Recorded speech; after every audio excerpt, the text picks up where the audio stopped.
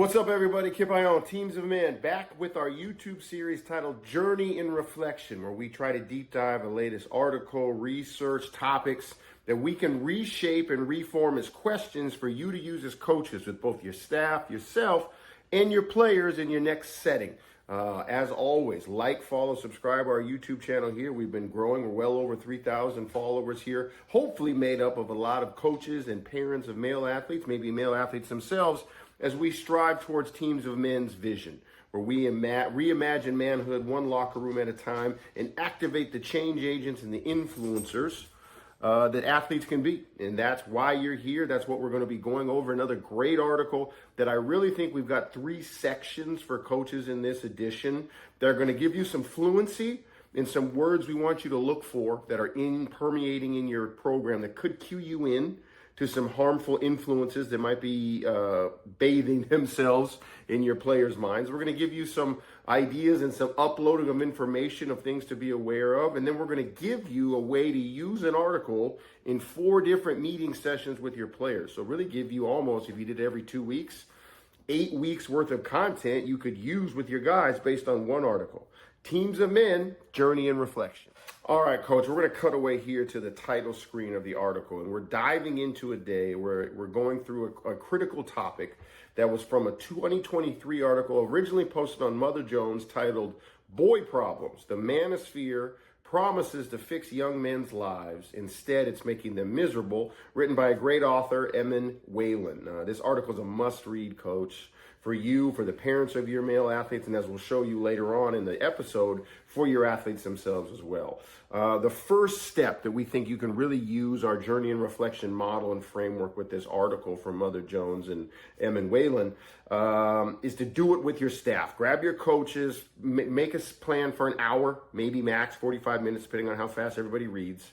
And it's essential that you go over this together because we want you to understand in the depth, the impact, and the reality of the manosphere that your players can access with their thumbs on their phones. And really, you can too. And that's a scary thing of how easy the entry points is to some of this harmful ideas and philosophies that could be permeating into your locker room. What I want you to do is pause me right now and go read this article. Okay, we'll link to it in our comments. If you're following us on social media and watching it there, you can grab the description from the YouTube channel. It's in there. Go read this article. Once again, Boy Problems, the Manosphere Promises to Fix Young Men's Lives. Instead, it's making them miserable, on the Mother Jones website by the author, Emin Whalen. Come back to me after you've read the article with your coach.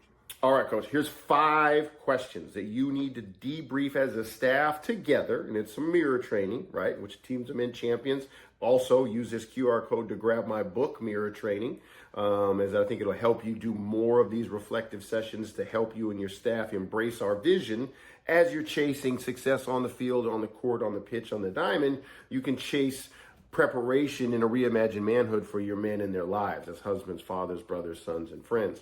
But here's the 5 questions, and we'll jump to each one here in cutaways. Number 1, after reading the article, when do you think you first became aware of the manosphere or the alpha culture or the incel culture? Was it when you read this article? Was it in other aspects of your life and other inputs into the soundtrack to your soul, so to speak? When were you first aware? And it's okay to answer as a group after reading this article, but pause me, and then say, talk about when did you first become aware? Second question after reading the article, Coach, why do you think this culture could be appealing to young men in greater society, in your community, and then specifically, what could this manosphere incel culture be selling your boys, your male athletes, your young men in your space right now? Debrief and reflect as a staff. Third question in this first part after reading the article. How could these ideologies about alpha male dominance, about the manosphere, about incel culture, how could they be impacting your guys? What are ways you could potentially see this show up in your players, physically, emotionally, mentally, behavior-wise, words they use? Where could you be seeing these things? Fourth question, journey and reflection from just reading it as a staff together. I hope you guys are sitting in a circle, you're in a meeting room, you're in your film room, you're in your standard spaces, but you should be talking and engaging with one another. If you cannot model debriefing this article as a staff, there's no way you can lead your guys through it. Okay, fourth question. What signs might you have noticed or could have been like kind of hitting you that suggest the manosphere's teachings or ideologies are seeping into your program's culture or climate? Share right now. It could be something that's been bugging you and you haven't talked about it as a staff yet, something you're hearing the guys say a lot, something you're observing in the team room, on the bus. Share it now. Where could this stuff be seeping in? And we don't want it to, but we have to name it to tame it. So where could you be seeing some of this? Fifth part in this first segment of Journey and Reflection. How can we as a staff, now that in part section number 4, we talked about where we're seeing some of this influence from the manosphere. How can we address these? What are the things we're going to do as a coaching staff, as a school administrative group, if that's who's watching right now? How are we going to name and attack and uproot and help our guys unlearn some of these teachings that we've seen them demonstrate they've embraced? Now, number one, coach, that's where you can come to us. That's what Teams of Men does. That's what I do in person workshops. That's what our discussion prompts are meant to do. That's what our 3-lesson mini courses are designed to do. That's what our t-shirt bundle curriculum is designed to do. But what are ideas that you have right now as a group? Hey, I saw this. We saw these things creeping in. Here's how we're going to root them out. Okay? It is so vital that we understand that this manosphere, we're not even using toxic masculinity these days as much as a term, but if these harmful ideas, these harmful stereotypes that box in, the man box is creeping into your program, that's going to promote aggression and dominance over one another, you're not going to build climate and culture of cohesion. Okay? It's going to promote aggression and dominance over collaboration and empathy, and you're going to need collaboration. You're going to have to exist with empathy to have the family you claim to have. And no, collaboration and empathy existing in your team room does not exclude the ability to call each other up. It actually strengthens the ability to call each other up to better in athletic performance and as human beings and as students. Okay, so that's one of the reasons we got to get the man box out of your room. Another reason we got to get the man box out of your room is it inherently builds division. It fosters hostility. Okay, towards different ideas, different beliefs, different physical appearances, different accents, okay, while also clearly fostering negativity and hostility towards women, minorities, and LGBTQ individuals. This is not a culture of us. This is a culture of exclusion. We need to root it out, okay? And Coach, this disrupts the trust in your locker room that's essential for successful players. Okay, if they adopt harmful attitudes and behaviors about dominance and division, they will not huddle up. They will not come together, exist 5 as 1, 11 as 1. Whatever it is your terminology is, the man box actively roots against and teaches young men they don't need others. And your team sport inherently demands that they embrace teamwork. These are reasons we got to get it out of your team room. Second part, Coach, really appreciate you and your staff deep diving in Journey of Reflection, our article. Now, this next one is I want to give you, just like your team, I'm sure if a coach came to your practice that's rooted in experience and knows the game that you coach, whatever that may be, football, basketball, soccer, baseball, doesn't matter. They're going to pick out the terminology and the verbiage that you use for certain things. Now, I'm a basketball coach, so certain terminologies on ball screens, certain terminologies on zone offense, defense, certain fundamental ideas of how you describe defensive movements, okay, your shooting form terminologies. All those are part of the lexicon and the language of your culture. Those are good things. What I'm going to give you now is 6 terms I want you to have your ears perked up for and your coaches to have their ears perked up for. Because if you're hearing these terms, your guys are getting these things and they're learning these harmful words from the manosphere, whether that's Andrew Tate's of the world, the incel culture, wherever they're getting it, okay? This terminology, if it's slipping into your players' conversations and dialogue, we got a problem. So this is a great way, just like you would correct a kid, no, we don't say that here, this is how we describe that play, that action. These are things we're going to root out and you're going to create in your culture. You're going to say, hey, I know what that means. You can't use that in this space around me, and you can't use that in this space around each other. All right, and we'll cut away to a list of these and some graphics of these as we go. So first one, if you hear your guys talking about dating up is this harmful idea of dating someone perceived as a higher status, and the manosphere community will tell your young men that women only look to date up to men with certain status. And that status is going to be rooted in materialistic BS. That's going to be rooted in cars, money, job titles, okay, physical attributes, bicep size, genital size, all those things. You don't want your guys talking about finding girls that are going to date up or them dating up. Similarly, second term, SMV, sexual market value.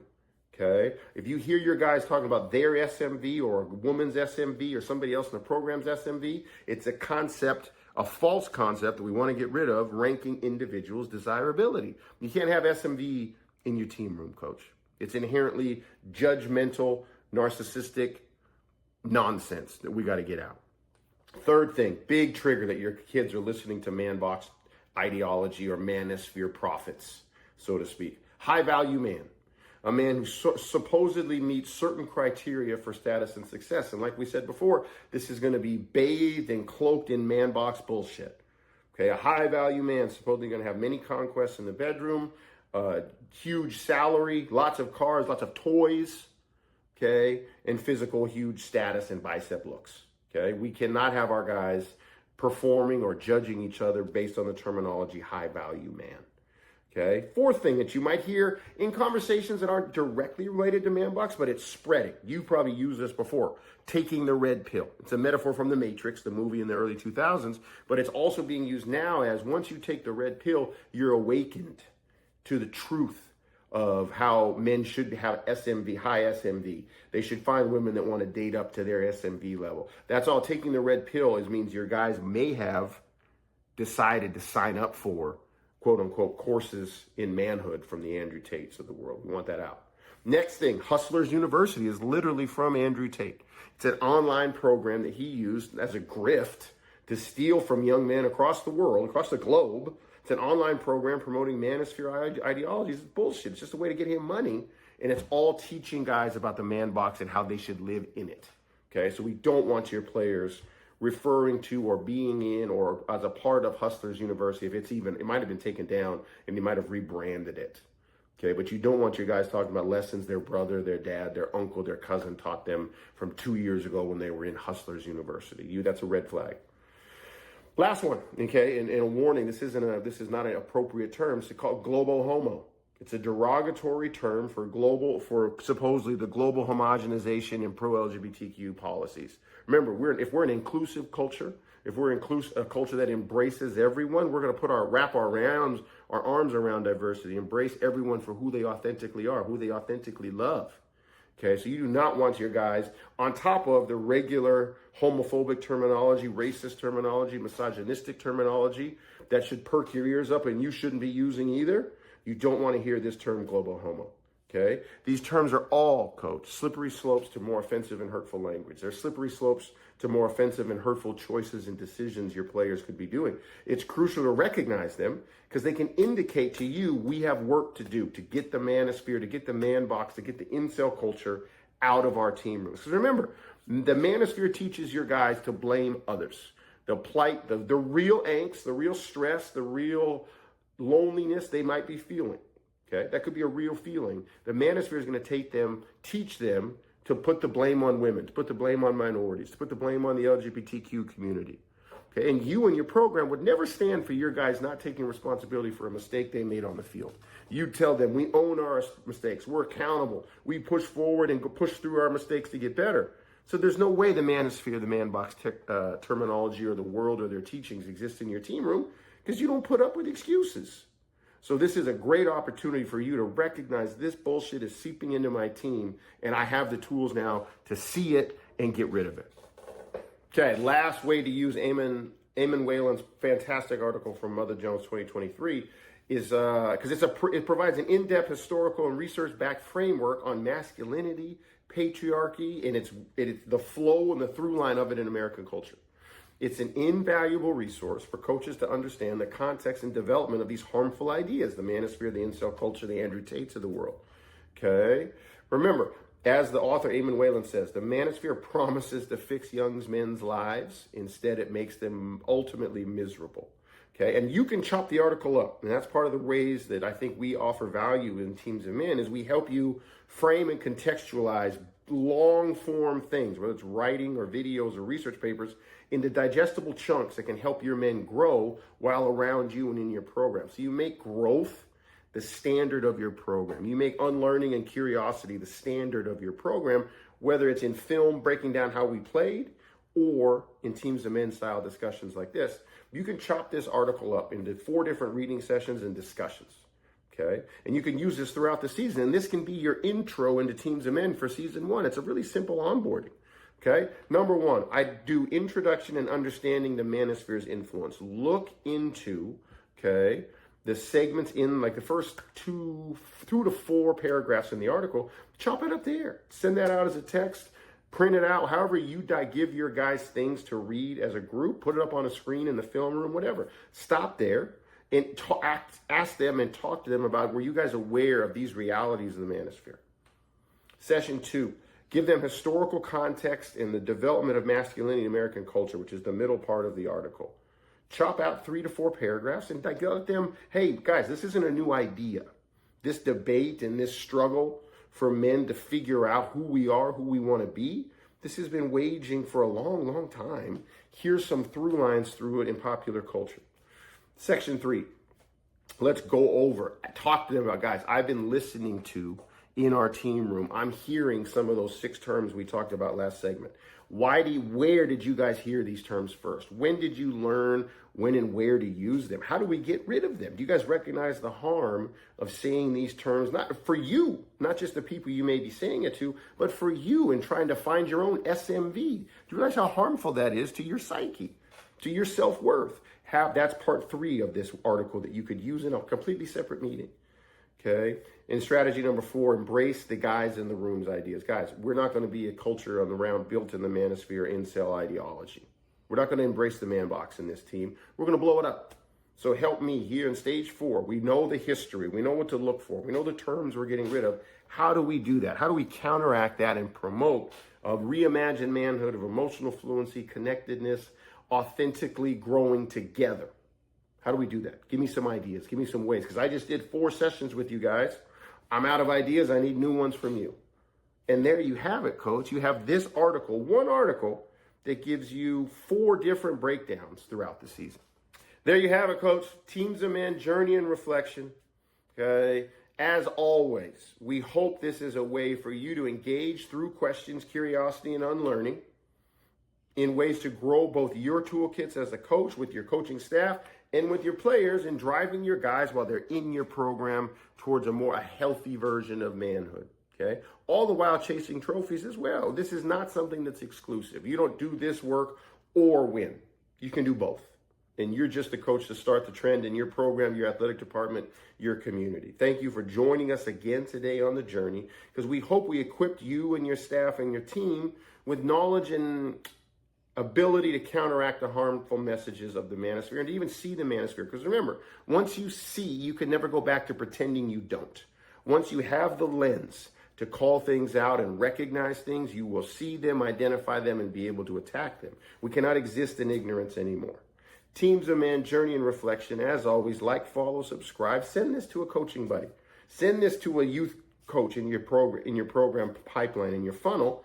And let's start making this the norm. Teams of Men is the norm of how you coach young men, no matter your sport. Have a good one.